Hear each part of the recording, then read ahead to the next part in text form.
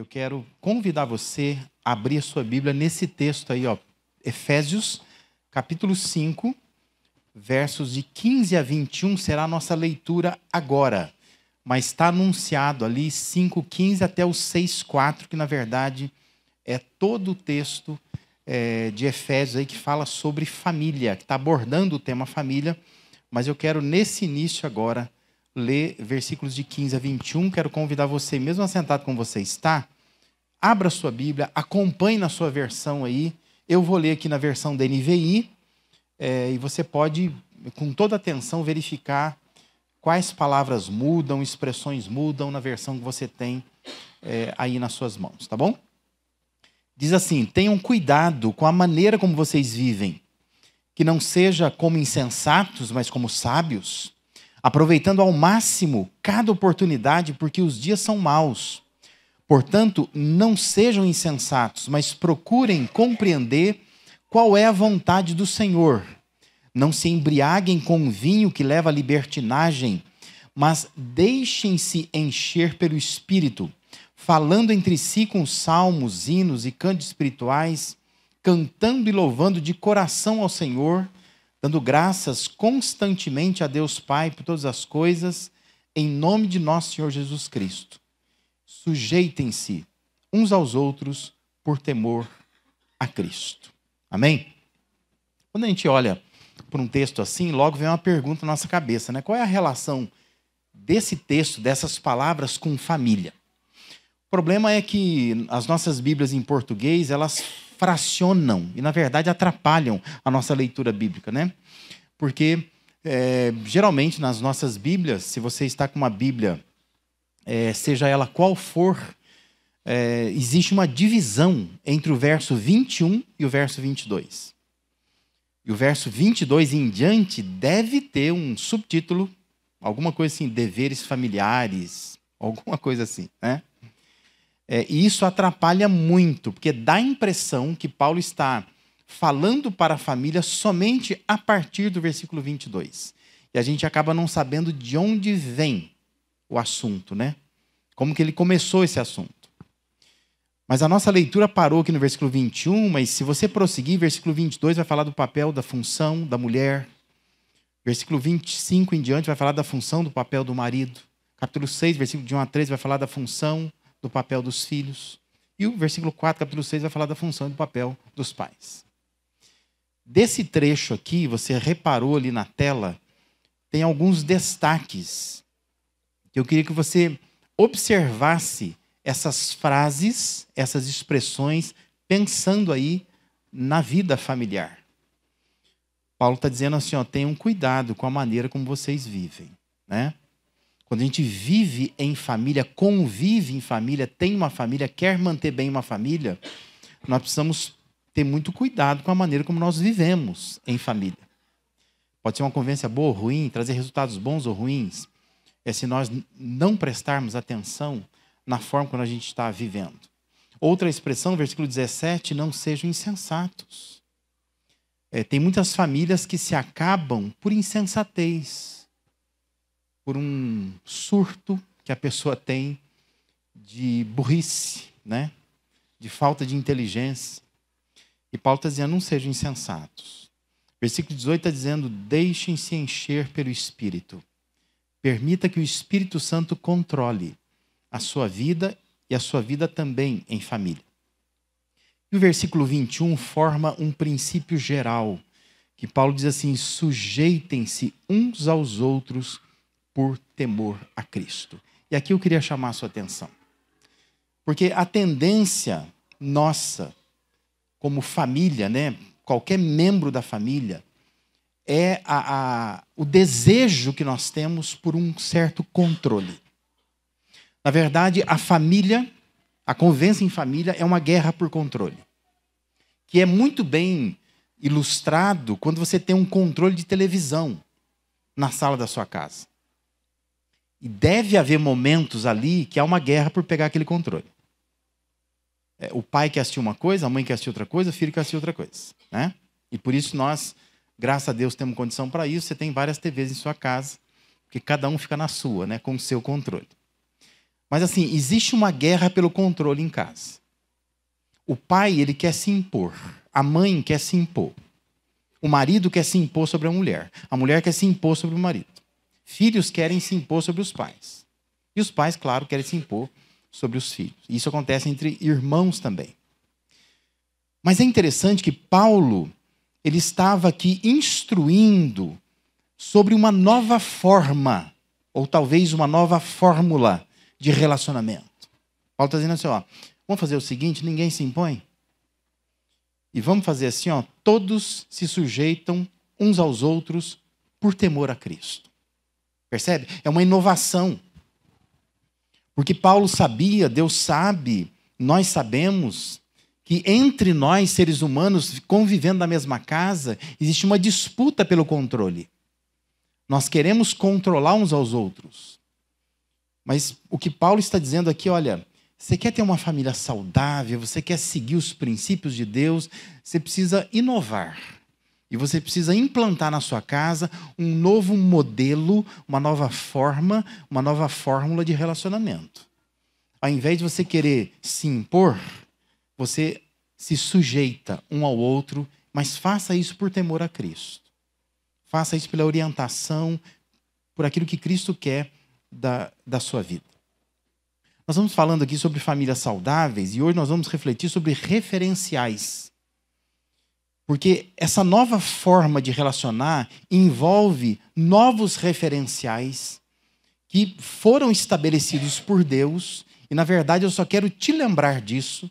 Eu quero que você resgate isso para que você tenha esses pontos de referência.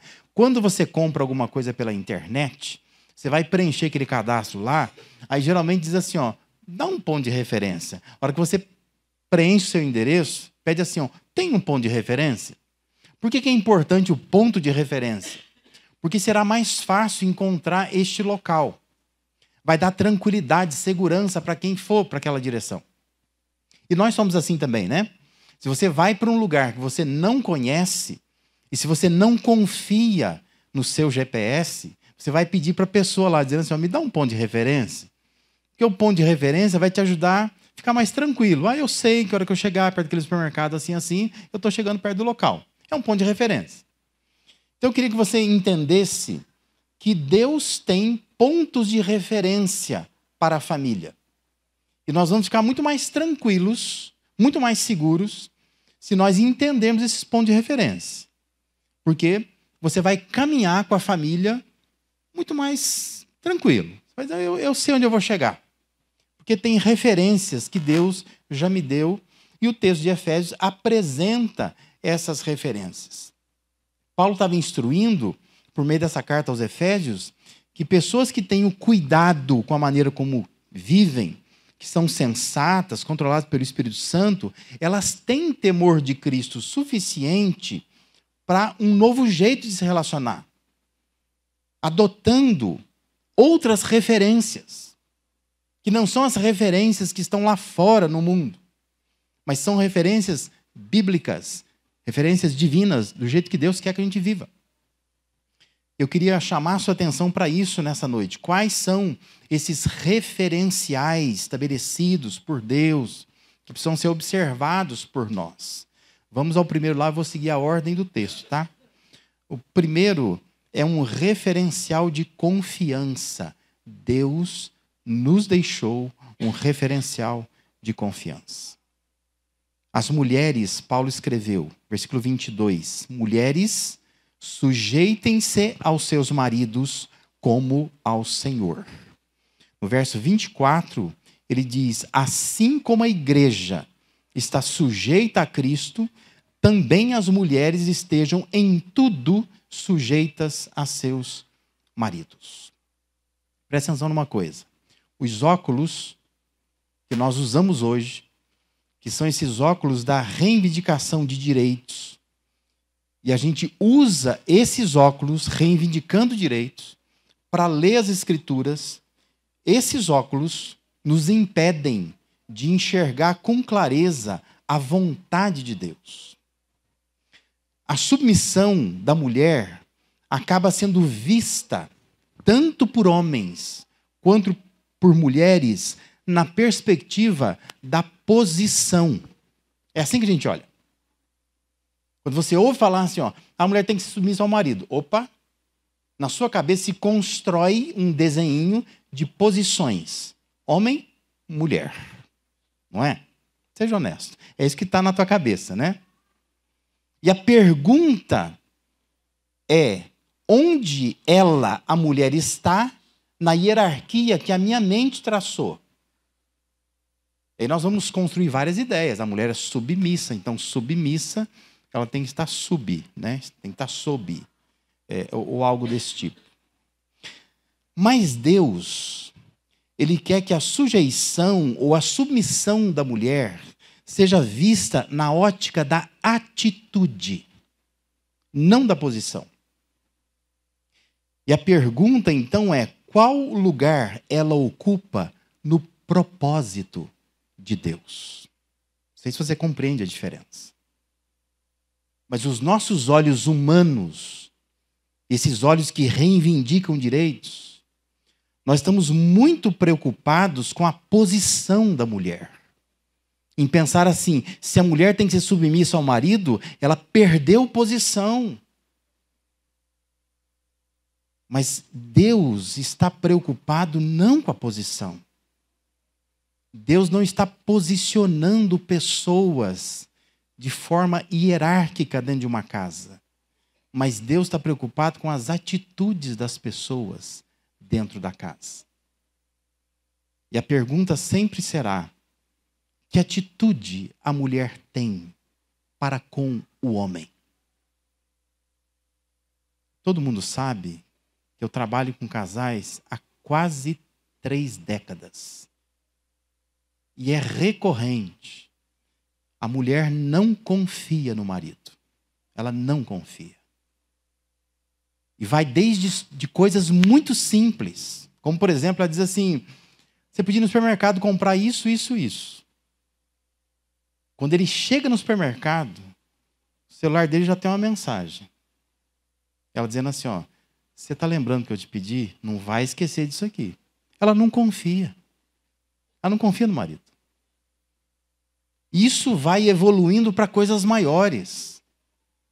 A mulher não confia. Ela quer controlar.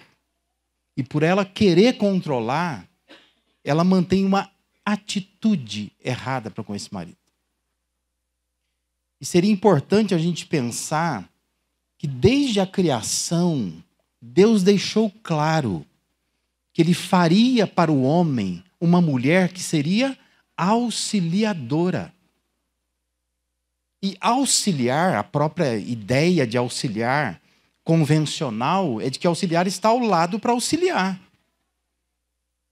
Mas é bonito pensar que a palavra hebraica para auxiliar, utilizada para descrever a mulher, uma palavra que, curiosamente, no Antigo Testamento, ela descreve somente algo que Deus faz, tem a ver com alguém que se coloca ao lado.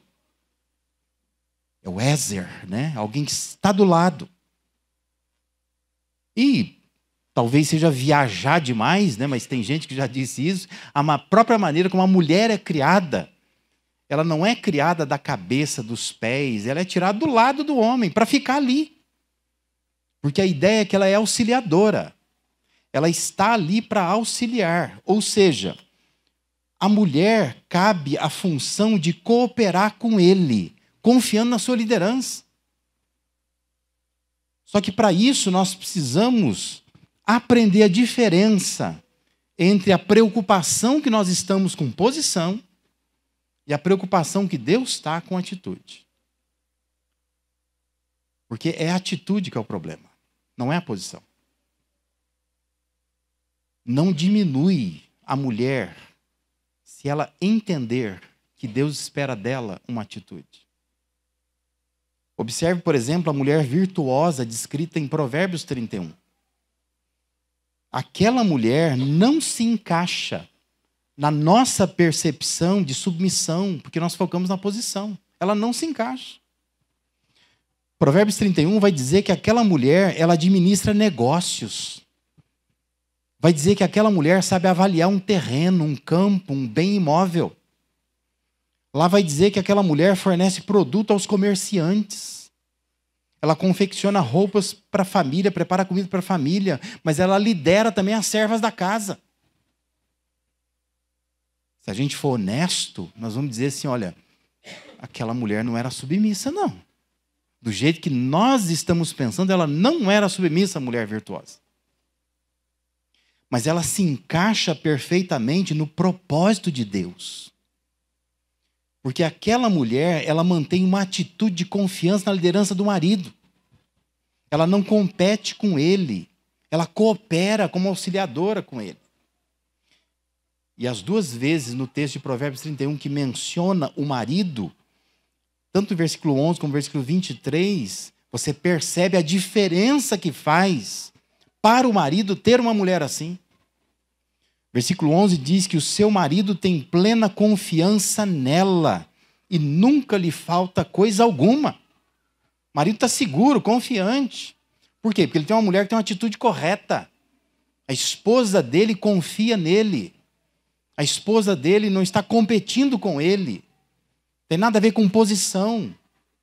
Porque se for posição, você vai começar a pensar assim, não pode trabalhar fora, ela não pode falar dentro de casa, ela tem que ficar o tempo todo debaixo de mim, ela tem que me perguntar tudo, ela tem que me pedir permissão para tudo. Nós estamos confusos com isso. Porque o nosso olhar para a submissão tem a ver com posição, mas o olhar de Deus tem a ver com atitude. Qual é a atitude que você tem quando você pensa no seu marido? E a atitude que Deus espera é que você confie nele. Confie que Deus o colocou como líder. E você está para auxiliar. E faça isso com alegria. Versículo 23 de Provérbio 31 diz que o seu marido é respeitado na porta da cidade. Onde toma assento entre as autoridades da sua terra. Lembra que naquele contexto lá antigo, né? A porta da cidade era onde os homens, os chefes de família, sentavam para discutir questões da cidade, uma espécie de reunião de condomínio que a gente tem hoje, né? Onde só os homens poderiam participar. Diz que lá ele é respeitado. Lá ninguém fica falando assim, ó, a mulher desse aí, ó, trabalha fora, sabe avaliar um campo. Ixi, mulher insubmissa. Eles não entendiam assim. Nós entendemos assim porque a gente está preocupado com posição, mas eles entendiam como atitude. Ela é auxiliadora dele. Ela confia nele. E esse marido é respeitado na porta da cidade. Por temor a Cristo, a referência da mulher tem que ser confiança e não controle. Eu queria muito que você, mulher, parasse um pouco, orasse, pedisse a Deus orientação para isso. E perguntasse para si mesmo se você não está tomada por uma ideia de posição. E quando fala em submissão à mulher, te dá alergia. Você começa a passar mal. Você está preocupado com a posição, dá a impressão que é uma função profissional que você vai ser rebaixada. Mas Deus não está preocupado com isso, Deus está preocupado com a sua atitude. Que atitude que você tem diante do seu marido? Você confia nele? Você confia que Deus o colocou para ser o líder da sua casa, da sua vida? E você confia nele? Você pode descansar? É um ponto de referência. Deus quer que nós tenhamos esse referencial na família, o referencial da confiança. Nós confiamos. A mulher confia no marido que tem. Ela acredita e tem uma atitude correta de que Deus colocou como líder sobre mim.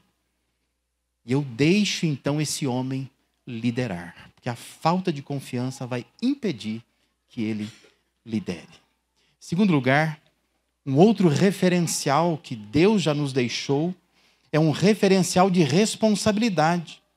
Paulo também ele envolve os nossos olhos para o homem.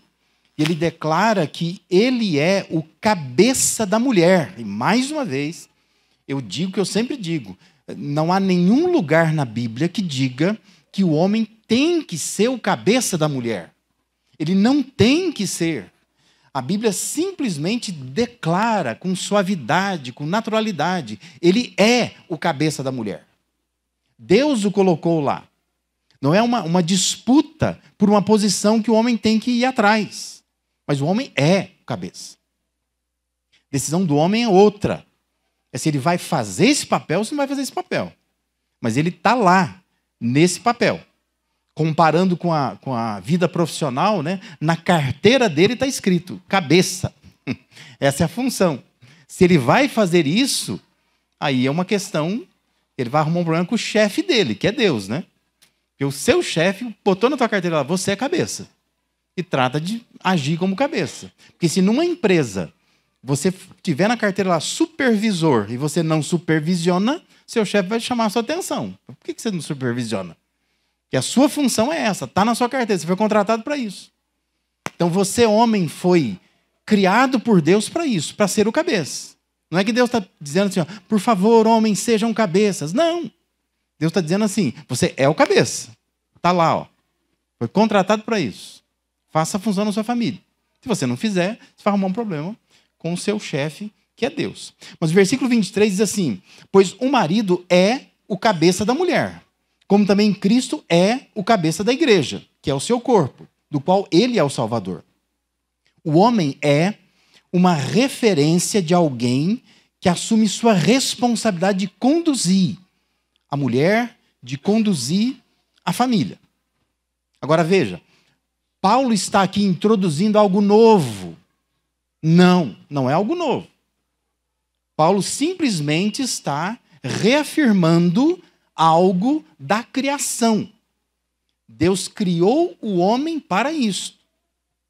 Basta ver no episódio da queda. O que aconteceu na queda ali? Diz que uma serpente vem e conversa. Conversa com quem? Com a mulher. É ela que dá conversa para a serpente, né? Diz que a mulher que olha para aquele fruto proibido e se encanta por ele. Diz também que é a mulher que ela toma desse fruto e come. E lá em Gênesis não esconde que é a mulher que pega o fruto, dá para o marido e ele come do fruto. Mas quando Deus vem, a pergunta de Deus é, Adão, onde é que você está? Onde que você está, Adão? Peraí.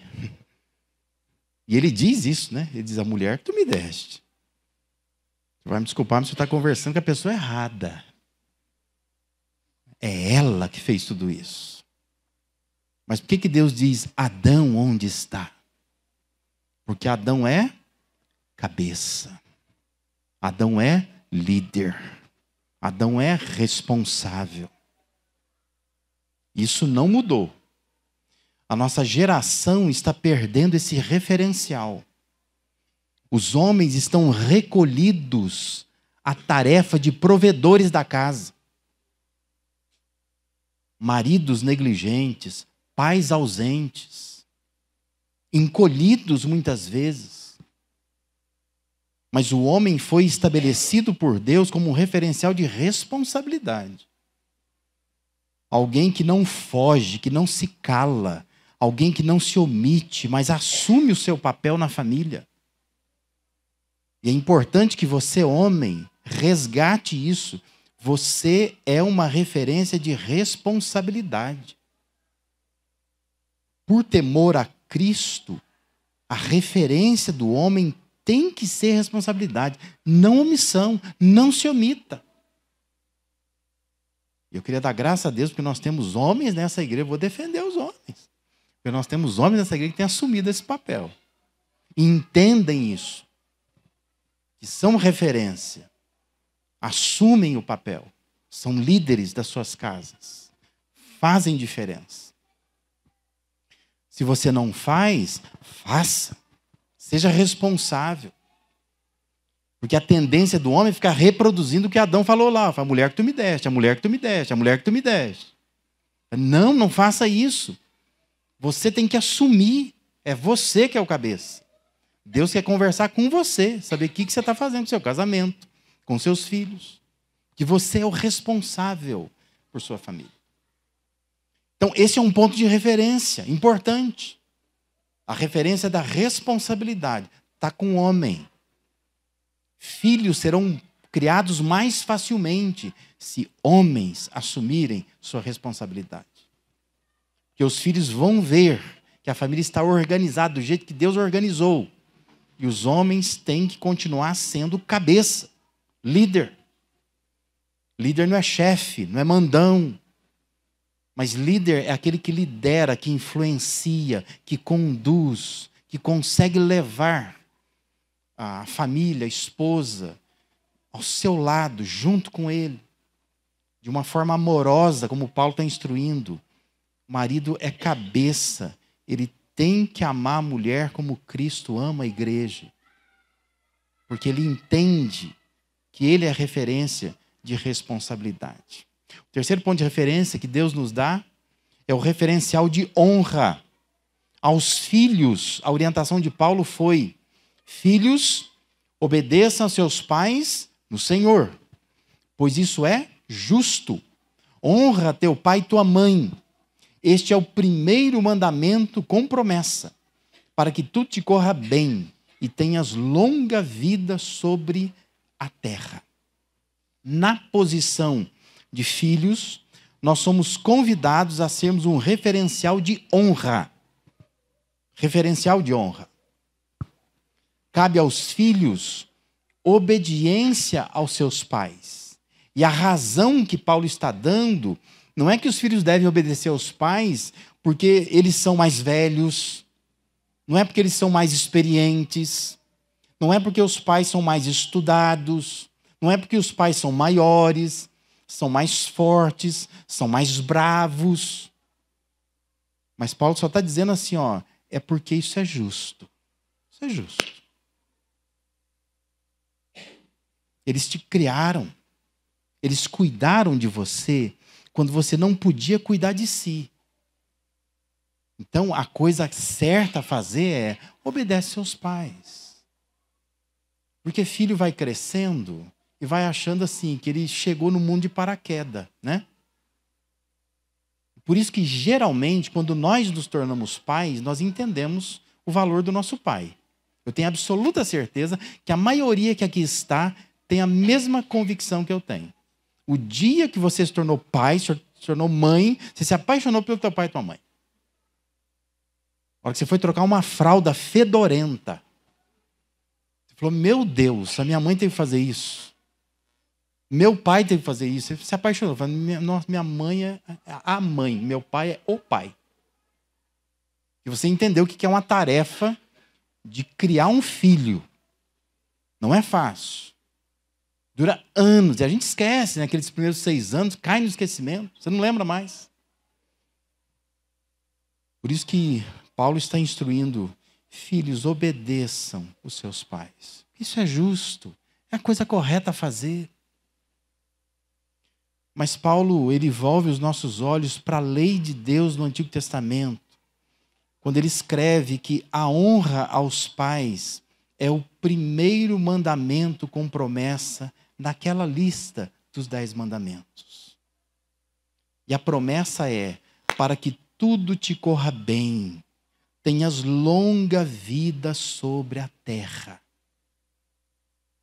Por isso, não importa a idade que agora os seus pais tenham, ou que idade que eles estejam agora.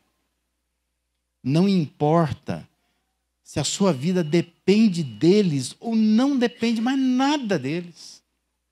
Honra os teus pais. Porque tem muito filho que está abandonando os pais. E Deus está dizendo assim, olha, a promessa é que tudo vai correr bem na sua vida. Você vai viver muito na terra se você honrar os seus pais. Família precisa resgatar esse referencial de honra. Honra os seus pais. Eu queria dizer àqueles que são pessoas divorciadas, que você compartilha filhos com pessoas que você já não vive, não convive mais com essa pessoa.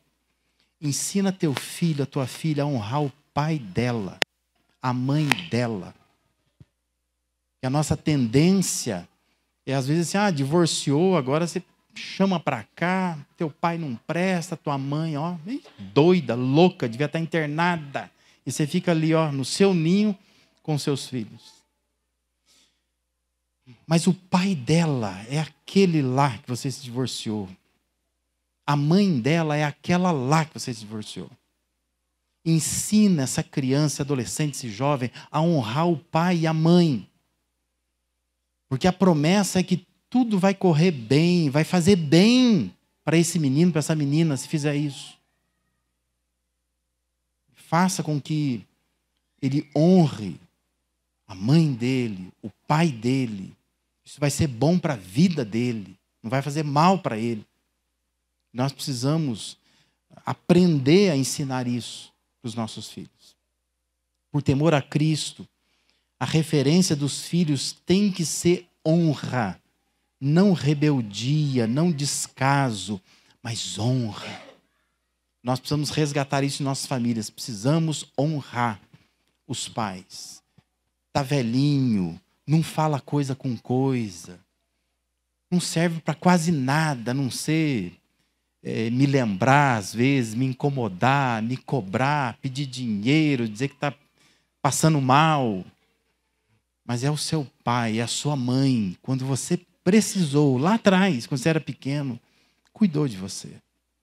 Então agora é hora de honrar, de cuidar, de saber como que está, de não deixar que nada aconteça de mal com seu pai, com a sua mãe. Outro referencial que a Bíblia nos dá é um referencial de cuidado. Aos pais, Paulo instruiu: pais, não irritem seus filhos, antes criem-nos, segundo a instrução e o conselho do Senhor. Os pais são vistos biblicamente como referenciais de cuidado, de proteção para os filhos. Deus nos dá os filhos como herança dele, e nós vamos administrar essa herança. Eu não sei se nós, como pais, às vezes temos essa visão, essa percepção.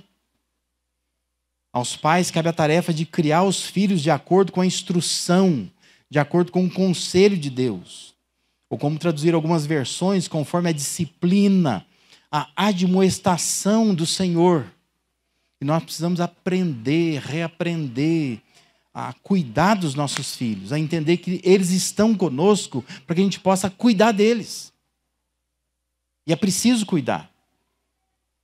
Por isso, você que tem filho ainda nessa idade infantil, né, criança, entenda assim que quando Deus instrui no Antigo Testamento o uso da vara, quando lá no Testamento várias vezes o provérbio aparece o uso da vara, alguns princípios, como por exemplo, diz lá que a estultícia está ligada ao coração da criança, mas a vara da disciplina vai afastar essa estultícia, essa burrice, essa insensatez da criança.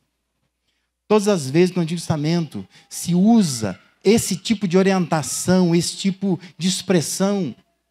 A intenção de Deus não é tornar os pais carrascos de rebeldes, ou tornar os pais capatazes de escravos. Mas a intenção de Deus é tornar os pais pastores de ovelhas. Eu não sei se você entende isso. Eu não sei se nós entendemos isso. Eu não sei se eu entendi isso quando eu criei meus filhos. E muitas vezes a gente olha para os textos bíblicos, porque a vara, então a gente usa a vara para bater na criança. Mas biblicamente a vara não era para bater. A vara era para conduzir. A vara era para proteger. Seria muito bacana se a gente conseguisse resgatar isso. Para que nós deixássemos de ser pais violentos, que descarregam raiva sobre os filhos. Que nós nos colocássemos como pastores, pastoreando filhos. Salmo 23, Davi entende isto na sua vida adulta. E Davi diz assim no versículo 4, mesmo que eu ande por um vale de trevas e morte, eu não temerei perigo algum, porque tu estás comigo. Aí ele fala assim, a tua vara, o teu cajado me protegem. Percebe? É a vara do pastor. É a vara que quando a ovelha vai cair no abismo, ele dá um toque. Ele vai lá e fala, opa, vai aí não. É só para um toque. A vara não é para você descarregar sua raiva sobre o seu filho. Essa semana eu vi na televisão uma imagem, é de cortar o coração. Um pai pegar um menino de 8 anos e com uma vara, ele cortou, dilacerou as costas do menino. Foi preso. Com razão, ao meu ver. Porque não se faz isso com uma criança. Não é a orientação de Deus isso. De jeito nenhum. Não é para bater, não é para violentar a criança. Mas é para entender que eu sou um pastor cuidando de ovelhas. Então a vara é só um instrumento para conduzir. Não estou dizendo que você não pode bater no seu filho. Você poderia até bater. Tem uma coisinha que Deus fez chamada bumbum. Coisa fofinha. Feita para isso. Você vai lá, você dá uma batidinha. Em casa a gente tinha uma regra, né? 1 varada, 3 varadas, 5 varadas, a depender do crime. Então, assim, leve 1 varada. Mais ou menos 3 varadas. Muito grave, 5 varadas. Nunca mais que isso. Até os 6 anos de idade. Passou disso, conversa.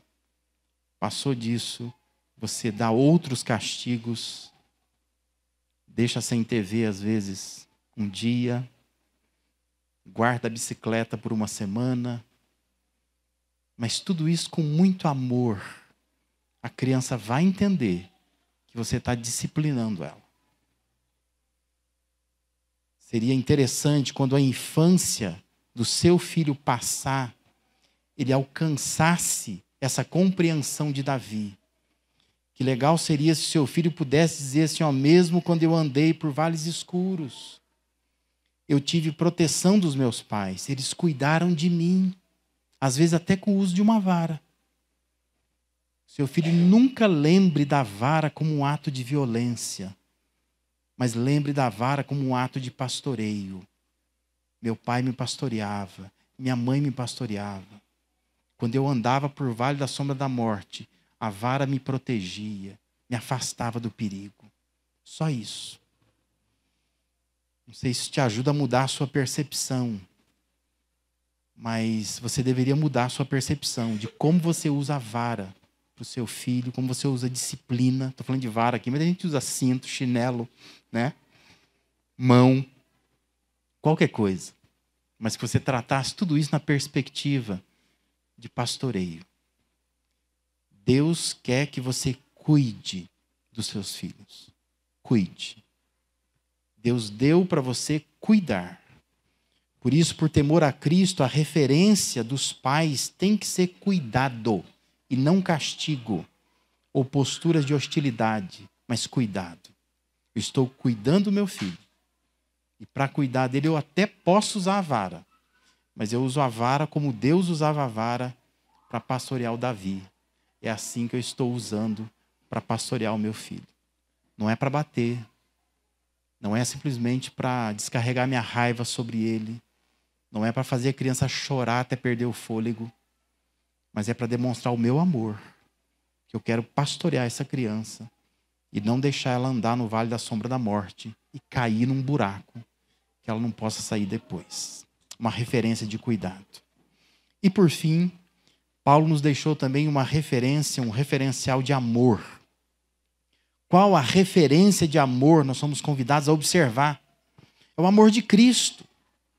Especificamente aos homens, Paulo escreveu, maridos, amem suas mulheres, assim como Cristo amou a igreja. Entregou-se a si mesmo por ela. Paulo toma o amor de Cristo como referencial de amor verdadeiro. E note que Paulo ele vai usar Jesus para motivar todos da família. Porque todas as vezes que ele fala Senhor, a referência que Paulo está fazendo é a Jesus.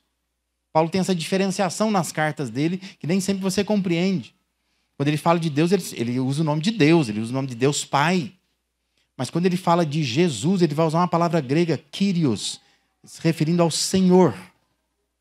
E veja lá, versículo 22, ele fala: mulheres, sujeitem a seus maridos, como ao Senhor. Versículo 25, maridos, amem suas mulheres, assim como Cristo amou a igreja, entregou a si mesmo por ela. Capítulo 6, versículo 1, ele diz: filhos, obedeçam a seus pais no Senhor. Versículo 4, capítulo 6, pais, não irritem seus filhos, antes criem-nos segundo a instrução e o conselho do Senhor. E observe que lá no versículo 31 e 32, do capítulo 5, o casal é estimulado a viver o amor verdadeiro, observando a relação entre Cristo e sua igreja. Paulo não tomou nenhum casal como modelo, casal do Antigo Testamento, casais que ele poderia pegar e dizer assim: isso aqui é um modelo, né? Talvez o José e a Maria, os pais lá de Jesus e tal. Não tomou não. Ele diz que a relação ideal é esse amor de Cristo para com a sua igreja. Por isso, Cristo deve ser a nossa inspiração para dedicarmos amor à família. A gente poderia tomar o texto de 1 Coríntios capítulo 13, versículo 4 a 8, que fala sobre amor. E a gente poderia dizer, parafraseando aquele texto, que o amor de Cristo é paciente, o amor de Cristo é bondoso, o amor de Cristo não inveja, não se vangloria, não se orgulha, não maltrata, não procura seus interesses, não se ira facilmente, não guarda rancor. O amor de Cristo não se alegra com a injustiça, mas se alegra com a verdade, tudo sofre, tudo crê, tudo espera, tudo suporta. O amor de Cristo nunca acaba. Referência de amor. O amor ideal. Por isso, entenda, você não deve amar como você foi amado por seus pais no passado. Porque tem um monte de gente tentando explicar a sua falta de amor no passado. Eu não consigo amar a minha família porque, coitado de mim, eu fui criado numa família que não tinha amor. Meu pai nunca pegou no colo, minha mãe nunca me beijou, ninguém dizia que me amava. E agora eu não sei como amar. Você não deve amar como você foi amado. Você não deve amar como atualmente você é amado. E às vezes você diz assim: mas eu não me sinto amado, ninguém me ama, ninguém me quer. Você não deve também amar como uma pessoa que merece ser amada. E você começa a olhar e pensar assim: mas a minha mulher não merece ser amada desse jeito, não. Meu marido também não está merecendo, não. Meus filhos, então, nem se fala. Meus pais, já abandonei. Mas o que Paulo está dizendo é: você deve amar como Cristo ama. Ele é a referência de amor. Ele te ama e você não merece. Ele te ama e você não o ama como deveria amar. Mas ele te ama mesmo assim. Então Paulo está dizendo assim: Cristo é a referência de amor. Então ame a sua família como Cristo te ama, com sacrifício, com entrega, com dedicação, com cuidado. Essa é a nossa referência de amor. Ainda que o outro não mereça, ainda que a pessoa não está me amando como eu acho que deveria amar, mas ame como Cristo ama. Por temor a Cristo, a referência de todos tem que ser o amor de Cristo. Não as nossas próprias motivações, os nossos próprios exemplos de amor, mas a maneira como Cristo ama. Nós estamos dominados por essa ideia de que em casa nós podemos ser quem realmente nós somos. Isso tem sido um desastre. Porque assim, a pessoa, às vezes, na igreja, ela é de um jeito, no trabalho, melhor funcionário do mês. Aparece naquele quadrinho lá, a fotinha dele lá. Mas em casa, ele diz assim: não, porque em casa eu posso ser quem realmente eu sou. Deixa eu te dizer uma coisa. Em casa, você deveria ser como Cristo seria se ele morasse lá. Essa é a sua referência. Você deveria pensar assim: se Cristo morasse aqui fisicamente, como que ele se comportaria? Que tipo de filho ele seria? Que tipo de marido ele seria? Que tipo de mulher ele seria? Que tipo de pai ele seria? Mãe ele seria? Essa é a sua referência. Ame a sua família como Cristo ama. E não como você está acostumado a pensar amor, como o mundo prega amor, como nós estamos observando as pessoas amarem. Mas ame a sua família como Cristo ama. Melhor referência que nós temos de amor é Cristo. Por isso, pense nisso, vamos orar por isso nesta noite. Nós precisamos ter esses pontos de referência. Precisamos ter confiança, por temor a Cristo, se sujeite, confiando, você, mulher, especialmente. Precisamos ter referência da responsabilidade. Os homens, por temor a Cristo, se sujeite, sendo responsável, assuma a responsabilidade. Honra, por temor a Cristo, se sujeite, honrando. Cuidado, por temor a Cristo, se sujeite, cuidando. E amor, por temor a Cristo, ame, tendo como referência o amor dele. Esses são pontos de referência que vão fazer com que a nossa família caminhe mais tranquila, mais segura, mais certa do caminho que está seguindo e muito mais certa do destino que se quer chegar. Queria que a gente orasse nesse momento pelas nossas famílias.